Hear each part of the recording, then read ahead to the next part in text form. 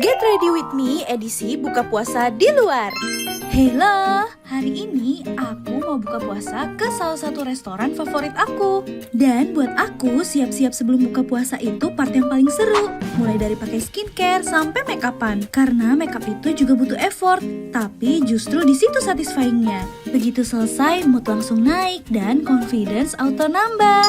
Oke, setelah makeupku selesai, sekarang waktunya siap-siap. Pertama-tama yang gak boleh lupa dibawa pastinya dompet, lalu sisir, lip tint, dan cemilan favorit aku yaitu bon cabe macaroni crispy level 10. Alhamdulillah sesampainya di restoran sudah waktunya buka puasa. Jangan lupa pertama-tama buka puasa pakai yang manis ya. Selanjutnya baru deh makan besar, tapi jangan sampai kenyang banget biar perut gak sakit. Terakhir setelah makan, aku mau nyemil bon cabe macaroni crispy level 10. Ini sih bener-bener cemilan favorit aku karena teksturnya crispy tapi nggak keras. Udah gitu rasanya juga gurih dan pedasnya khas bon cabe. Apalagi yang level 10 ini rasa pedasnya pas, nggak over sama sekali. Bumbunya juga merata.